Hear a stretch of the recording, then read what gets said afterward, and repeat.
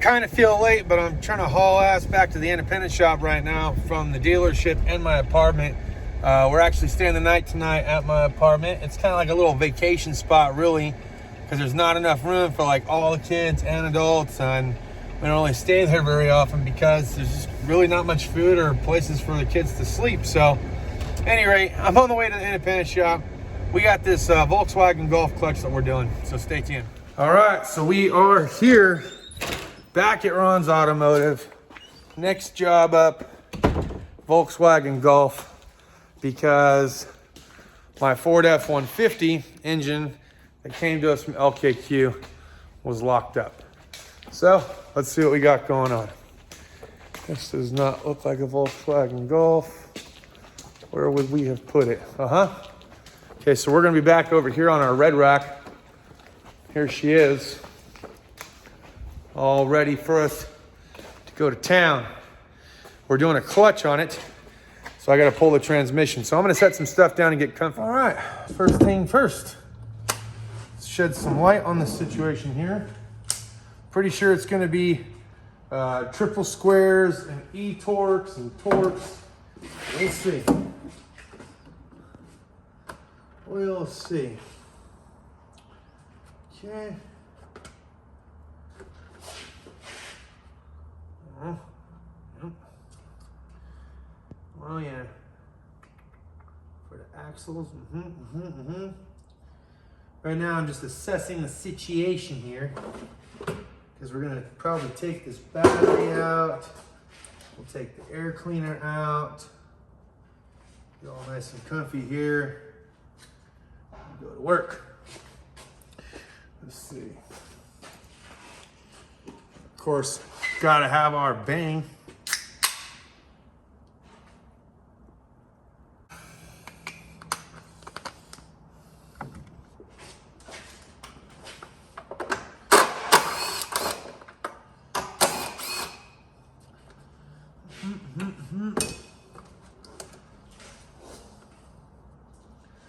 Oh, those are the fun ones. Do a pocket screwdriver here for myself. I don't know that I did. I left some picks though.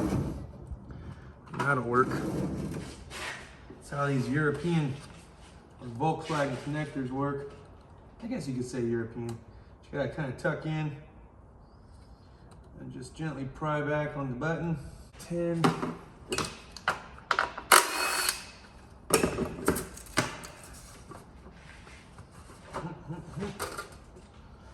That out the way for now.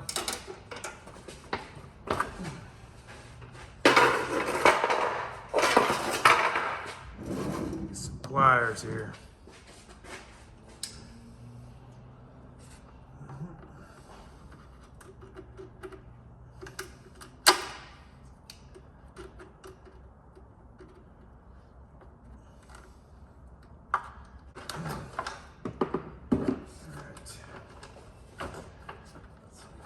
These aren't just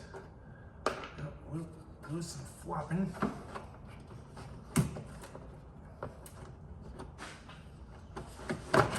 Go. Just another electrical connector on this side. Same more deal.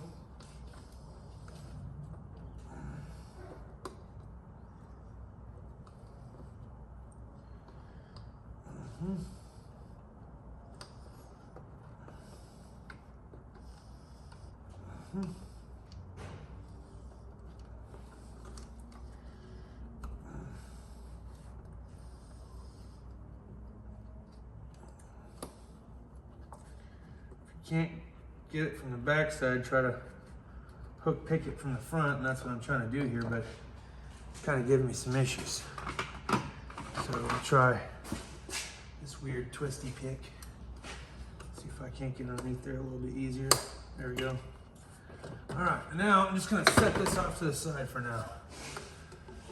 All right, let's check it out. Let's check it out. That's the starter. Definitely gonna be easier just to take the fucking battery. This fucking cable's not even tight. Holy cow. How about that? All right.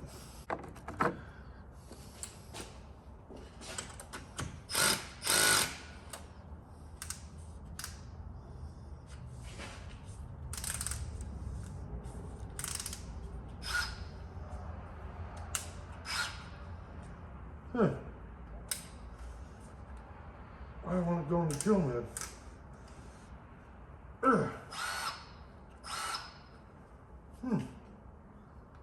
Let's talk to Snap-on about that. Can't get it to go past 9. Why wouldn't I have drill mode? That's freaking weak.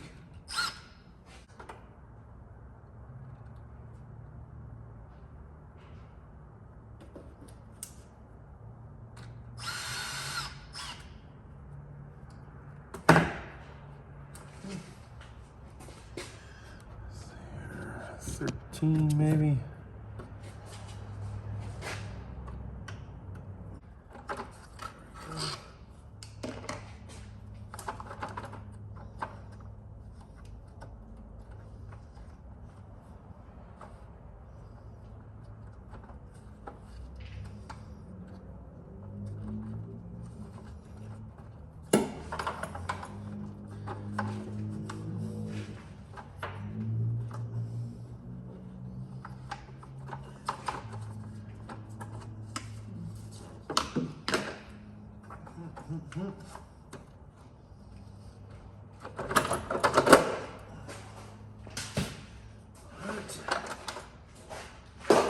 Stuff out of here.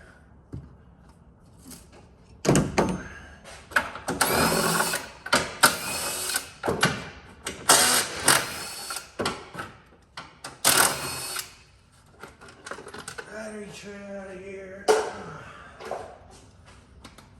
So let's assess starter situation, huh? Okay, so now we got the battery and the battery tray out. You can see just how much more clear everything is. Relatively small trans. These are the connectors though. So I was saying hook back, you hear that little pop, and this connector should slide right off like that. So that's that part. Basically, I don't even know if I need to undo all this. We'll see. But then, yeah, I'm gonna wanna get some cables off the starter to get the starter out of the way. And then we can take a few brackets off top. But really, if you look down there, CV axle, we got triple squares, which means we're gonna have to take the wheels apart and get the hub off and all that other stuff. So that's gonna be the fun part. Other than that, should go hopefully relatively smooth.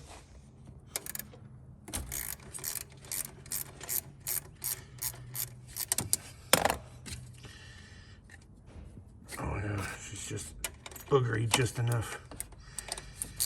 That's all right. I actually kind of dig these little Silver Eagle ratchets, man. They're kind of nice.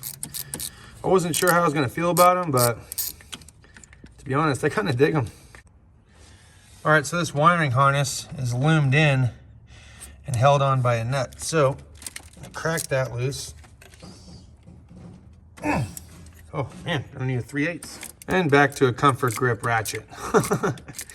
I do like these little comfort grip Matco ones. It's a bit longer than the Silver Eagle, but that's all right.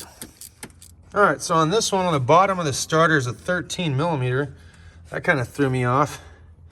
And at the top is a 19. Crazy.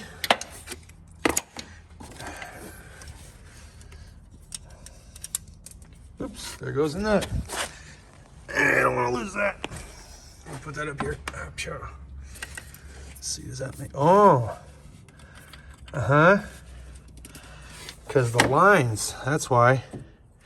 Because you got a trans line bracket. Now I bet it's a 19 or an 18. It sure is. Let's see. I had a 19 on the top, but I'm kind of curious. Yeah, 18 fits way better. So 18mm, okay, not 19, but at least we figured out what was going on down there. All right. This bad boy on there. Now that's a freaking bolt, man. I'm telling you. They didn't want to mess around at all when it came to that starter bolt. I'm telling you. All right, I'm gonna catch this guy. All right, now to get our shift linkage off, they have these little tangs. You gotta like lift up on them and then slide them back. Don't lose them. And then these just lift right off. And then we're gonna unbolt it here, away from the transmission, and tie them up out of the way.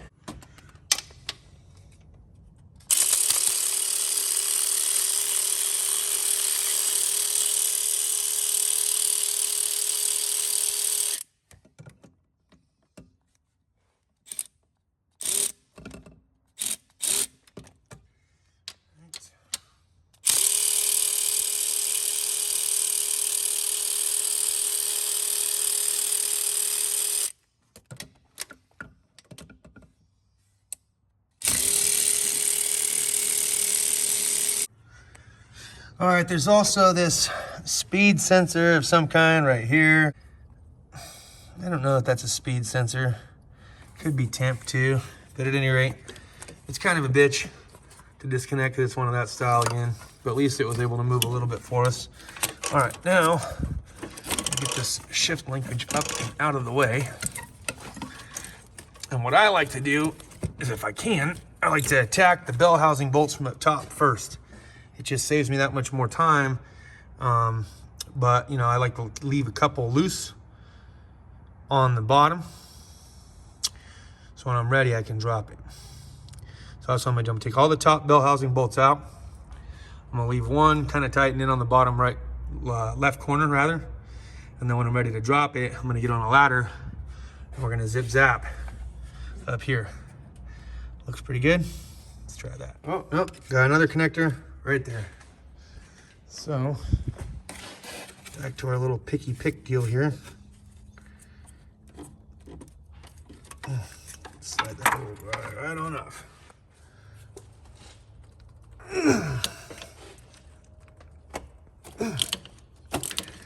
So you got a couple of 18s at the top, and then we're ready just to go up and start tacking the wheels, I think. But once I crack them loose, I can pretty much just run them out with my finger.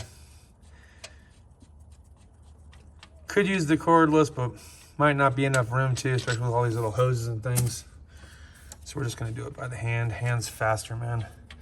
I had this buddy a while back, he'd say, by the time I get it out, you'd have barely gotten that gun set up. And you know what, that is the case sometimes. Sometimes it's just faster to do it by hand. All right. Oop. I'm telling you, to try to record this stuff while you're wrenching, kind of a pain in the ass. Hope you guys appreciate this video. All right, I keep saying that, like, we're ready. But then I find these other things. It doesn't really look like we're ready. I gotta get the slave cylinder off first. There's another bracket right here that bolts to the side of this transmission mount. That's not a 13 that we gotta get out of the way. That's probably a 14. Once I get that out of the way, then I can get the slave cylinder off, let it off to the side, and then that should be it. I'm hoping. Okay, I'm hoping. Yes, that is a Cougar behind me. Yes, that is a Corvette up there. All right, now that the lines are disconnected, now that the slave cylinder's out of the way, now that the shift linkage is undone, now that the top two 18mm bolts are out, the bottom 13 nut that was retaining the wiring harness to the starter, and the two 18mm studs that were on the starter that held the wiring harness to it, the ground strap, all that's off. So now we go up, we take the wheels off. Let's get these axles out. All right, now, sometimes you'll have these little plastic dealios in here guarding the 17mm wheel studs. I just take a 90-degree pick or something like that, and I just scoop in there and pull it out. This one's actually all chewed up. And I hope we're not gonna have problems here with this one. So it looks like somebody already did have problems. So, now it's gonna get interesting, huh? Alrighty, let me find some needle nose. Maybe we can just pick it out little by little. Grab my small little snappies here. Okay, so that thing's trash, but they should be 17mm. I already got this Cornwell 17 with a nylon protective sleeve on it. We're gonna have to take the wheels off and get the axles out. Oh, see? Matco failing me. I forgot about that on Shane's gun. You have to hold the freaking battery to it. It sucks. Reminds me of Milwaukee. Stupid. Absolutely stupid. I need to find some zip ties for Shane. All right. We still have the other side to do.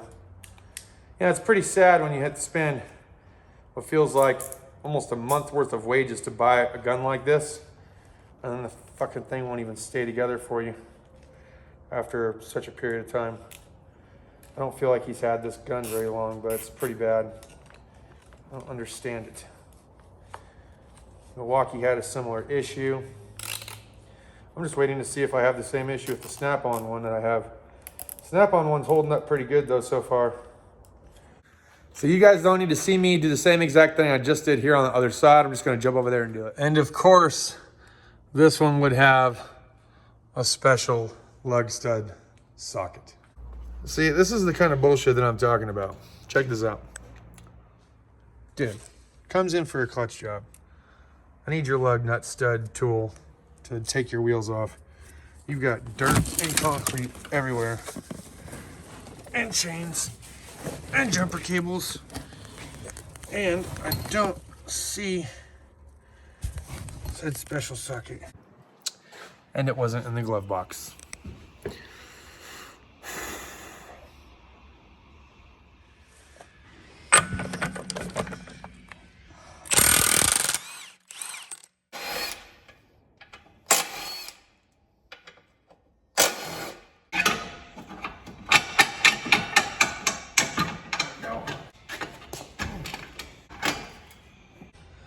This is where it's gonna get fun.